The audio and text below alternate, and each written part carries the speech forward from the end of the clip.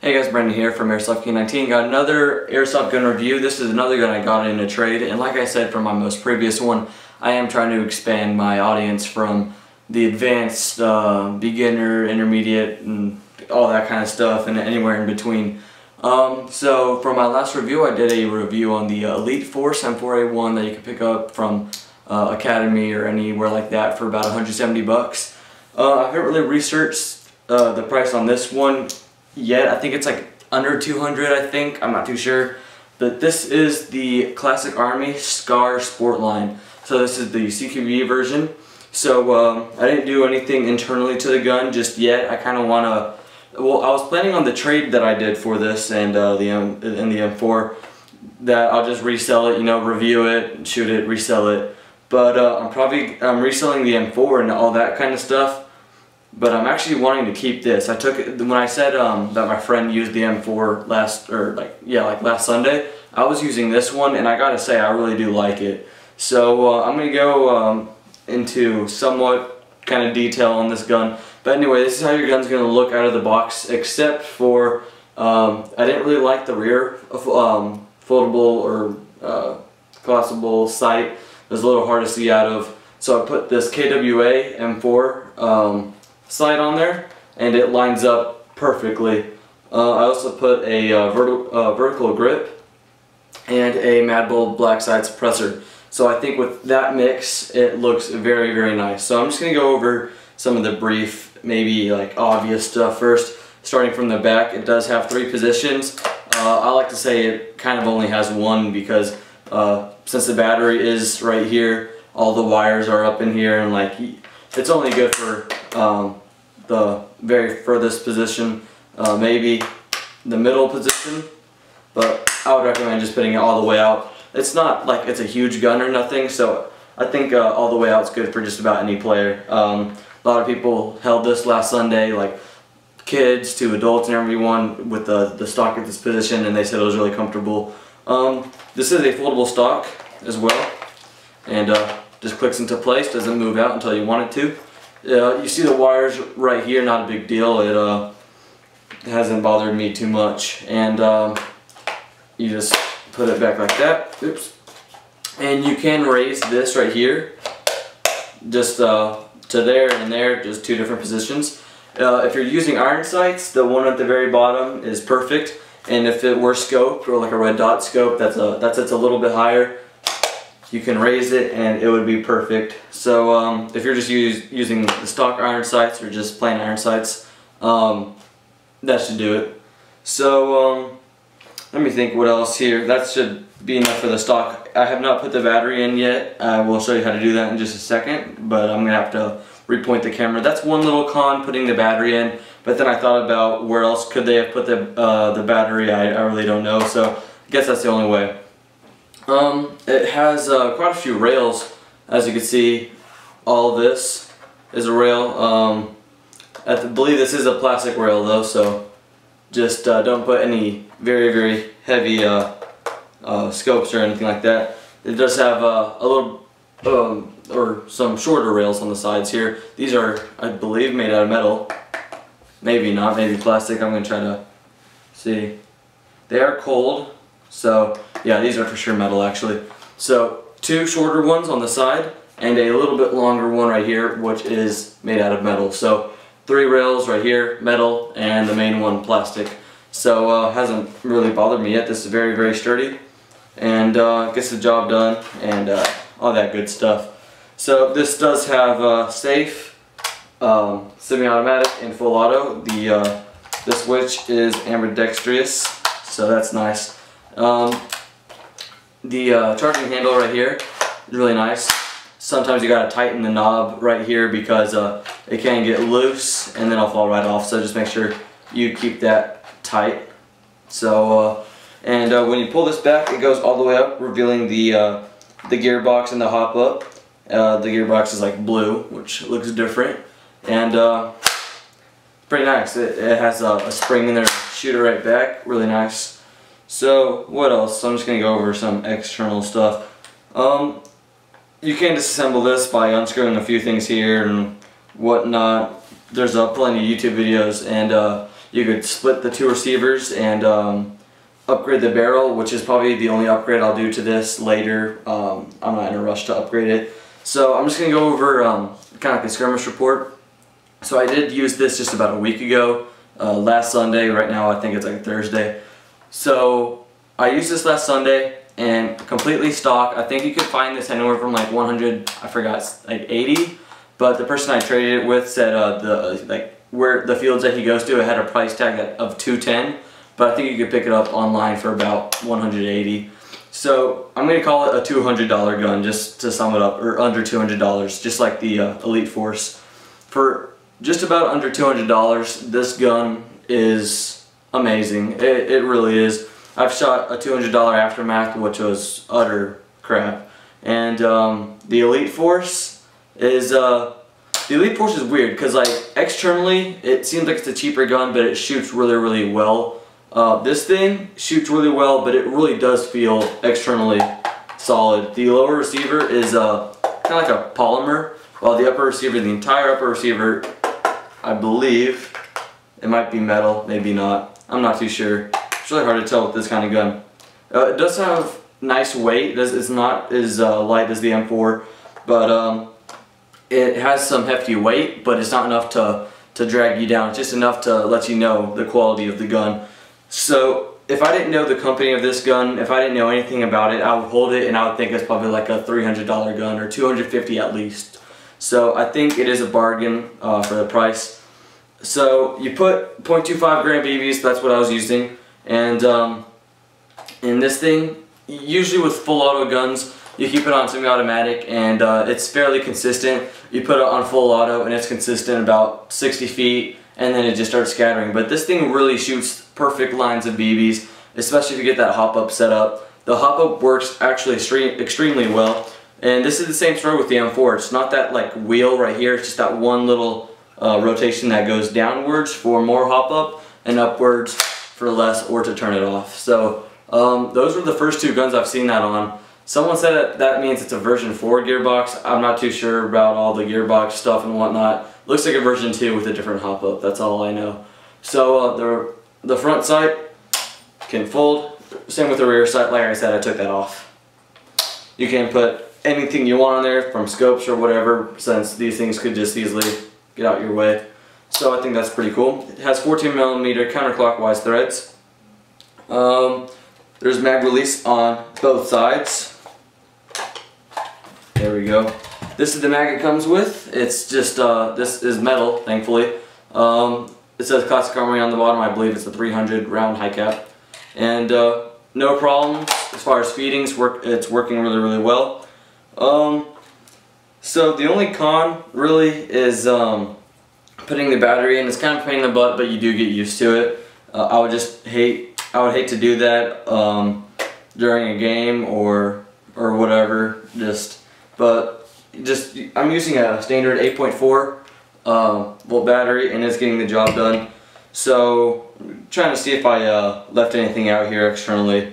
Now that I think about it, I think the entire upper receiver is actually a polymer as well, which I'm actually surprised. I kept thinking it's metal, but for the weight of it, I would think it is metal, but I think it's just a polymer. So either way, I don't see it splitting in half, so I really don't care. A lot of people let themselves decide on a certain gun just because if it's metal or not. As far as like with AEGs, if it's a polymer, it's not going to split on you. I only worry about full metal when I'm like getting a gas blowback rifle or a gas blowback pistol. That's when you want to focus on full metal. So with these rifles, if you hear polymer, not metal, don't be scared. I mean, this gun's kicking butt and all that good stuff. So I played on Sunday, like I said, and I think there's a total of maybe 7 or 8 games that were maybe anywhere from 20 to 40 minutes each. And all in all, in the entire day, I got anywhere from maybe, it was kind of a slow day because I was like alternating from different guns. I think I got a total from anywhere from like 10 to 15 kills with this, and they were anywhere from about 70 feet to maybe, yeah, 60, 70 feet to near 200 maybe. I think like 180 or something like that. So this thing didn't let me down. I wasn't once like shooting someone and getting mad at the gun for not shooting the way I wanted it to. It did everything the way I wanted it to. This box, or the box, doesn't have those kind of claims or nothing like that those Walmart guns have, or like the Elite Force. It was a pretty plain box. I don't have it with me, it's in my room. But it was just like a white box. It just had a picture of the gun in black and white and everything like that. And I don't think it said FPS or anything like that. I believe this is shooting maybe around the neighborhood of 350 feet per second, since it is like a CQB version, the Sportline, which just means the barrel goes to right here as opposed to the longer barrel. So I think it looks pretty good, the CQB with the I think that's a 6-inch suppressor. I think it looks really good. What was I saying? I think now I'll just go ahead and throw the 8.4 in there and show you guys how to do that, and then just show you the rate of fire. Oh yeah, that's actually what I was going to touch on. The rate of fire on this thing, it's great. It's not only just where I want it, like to get the job done. It does a little more. Like it puts a perfect white line where you're shooting. And so I'm going to shoot with this 8.4. This is the same battery I used in the Elite Force in the review, and I did that review a couple days ago, maybe like Monday, or I think it was Monday, and I have not charged it since. So all I did with this battery, I charged it on Sunday, I put it in the gun, shot some BBs or some rounds. I did a shooting video with this battery, all that kind of stuff. Haven't charged it since, and I'm going to put it in this battery. Hopefully it still has some juice left. So I'm going to go ahead and reposition the camera and show you how to do this. Hopefully I don't screw it up. Alright, now to change the battery on the SCAR, you're just going to go ahead and get the SCAR. You're going to fold the stock. Let's see, there we go. You're going to get yourself a Allen wrench. I think this is a 3mm. And there's a flathead screwdriver piece, or screw there. And the screw that you want to unscrew is underneath that. So you're just going to go ahead and make sure that something's like pressing against the bottom part right here, because this entire part is going to want to fall off. So just make sure that you got something stopping it. So then you go ahead and start unscrewing.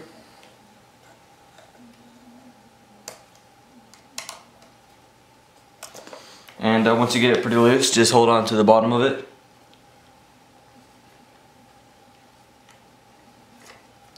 And once you get that off, just set that to the side. And as you can see, this will come completely off. Now this is the adjustable stock piece right here. When you press it down, it goes all the way in. First position, second, and third. So you're going to get your 8.4 volt battery, which is I think the only battery that could fit in here, because you just put it right there. And it's a lot easier if you fully extend this. Alright, now we are going to, let's see here, grab the wire that's all the way in there. Alright, now before you do anything, you're just going to plug it in, just so you make sure that everything is going in correctly. And so it's kind of hard to explain, so I guess just you plug it in when your battery's sitting there, and you just kind of try to push all the wires in and try to keep them up here on the top part of the receiver, or on the stock, I mean. Alright, there we go.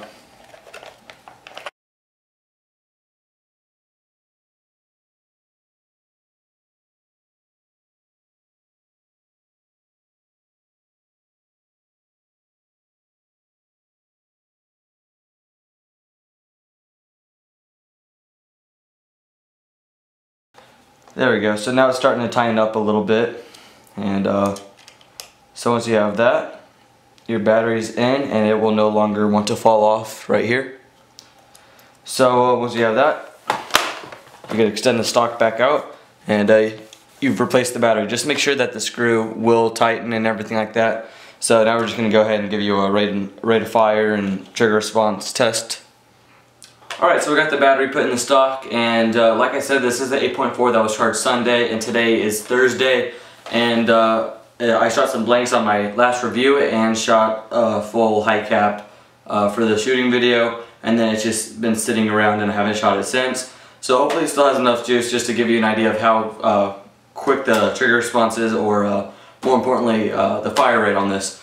So we're just going to go ahead and put it onto my automatic here, and this is shooting blanks, and I do not recommend you do this.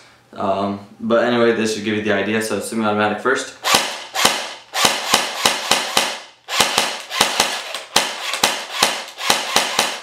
So usually you could give it a little bit faster than that, but since the battery is kind of dying and it hasn't been charged for a while, but I mean it'll get the job done for sure. Now fully automatic. So I'm not going to do too much because it's not the best thing for the gun, so that should give you an idea. And I'm not going to lie, the trigger response and rate of fire is a lot better when the battery is fresh from the charger. So tomorrow is Friday, and I don't think I'm going to be able to shoot this thing in the daylight, because right when I get out of school I'm going to go to dinner or something like that. So probably Saturday in the afternoon I should have a video of shooting the trees and all that kind of stuff, just like the Elite Force shooting video. If you haven't seen that, go ahead and watch that just so you know what I'm talking about. So I'll probably do the same kind of thing, shooting at some trees from 200 feet and like 100, 150-ish. And we'll kind of compare the two. So there is like a little bit of a fight between the two guns. I mean, they're both, I think, $180 a round, or under $200 guns. And seem to perform equally from what I've seen so far. So well, it'll be interesting to see how this one shoots after shooting the Elite Force M4. So honestly, if I had to choose between the M4 or this one, I would definitely go with this one, just because you don't see as many scars out there as opposed to M4s and F16s and all that kind of stuff.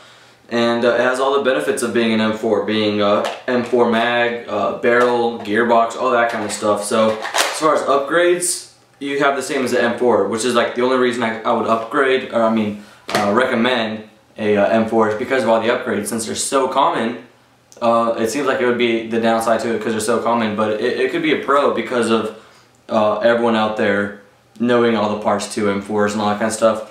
So this one is not an M4, but it has the same benefits. So build of it, I feel like it's a little bit better, all that kind of stuff, but that stuff doesn't matter. It comes down to the performance, and I think both of the guns perform extremely well. So this comes in black and tan. So I got this in a trade, so I didn't get the option, but I like the black anyway. It kind of looks SWAT and all that kind of stuff. So again, I'm probably going to have a shooting video up Saturday, so look forward to that. If you're not subscribed, go ahead and subscribe just so you get notified when that video comes. So that should do it for this video. Thank you guys for watching. Have a good day.